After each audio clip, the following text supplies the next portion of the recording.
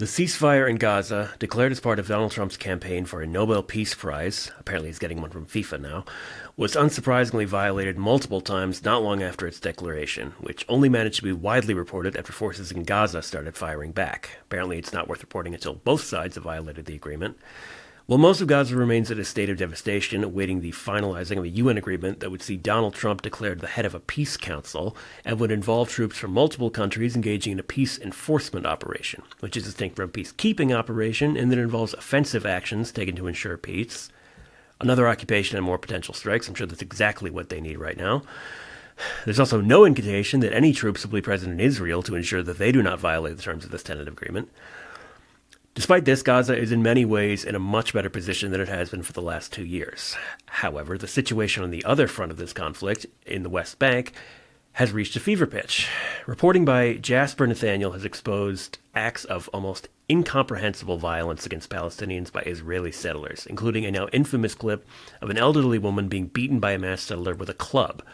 In the occupied West Bank this past week, American journalist Jasper Nathaniel encountered Israeli settlers on the rampage, backed up by the Israeli military, in the Palestinian town of Tormosaya. He documented the kind of Israeli settler violence that has become routine in the occupied territories. The difference this time was that he caught it all on camera.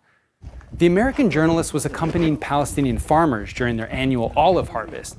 He says Israeli soldiers directed them to take a route that led them directly into a settler ambush. As they were getting chased, Nathaniel captured the moment one of these Israeli settlers attacked an elderly Palestinian woman, repeatedly bludgeoning her, even as she lay on the ground, defenseless.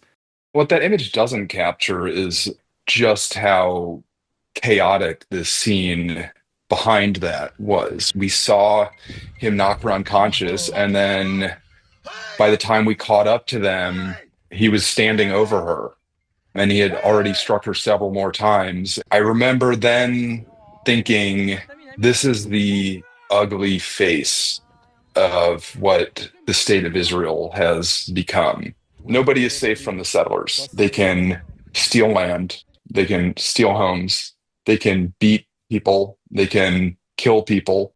In fairness to both sides of the issue, though, the woman was engaged in an activity that settlers find deeply offensive: picking olives. As part of a yearly harvest that for many Palestinians in the area is their only source of income available, and overall one of the few resources left to Palestine as a whole, as their ability to live faces continued restrictions from both the Israeli military and government, and from settlers who, despite having tacit support from the former, have created divisions in Israeli politics and society. These divisions are the result of actions towards Palestinians that reach levels of inhumanity and cruelty that seem to push the boundaries of sanity, let alone morality. These attacks are unfortunately nothing new, and are part of a wider effort to colonize what little remains of Palestine outside of Gaza. Nathaniel has said in interviews that his personal efforts to get American politicians and members of the administration to provide support or take any sort of action, as many Palestinians in the area are also Americans, have fallen on deaf ears. As hard as it is, we must remember that even with the hope of some sort of peace, the last thing we should do right now is look away. One side of this story I am happy to report. The victim of the aforementioned attack is alive and well. Jasper Nathaniel was able to meet with her, and despite taking time to adjust to the fact that her attack is now the stuff of international news, remains in good spirits, sharing a laugh and a smile with Nathaniel. The fight for peace and freedom goes on. For AT News, I'm Dave.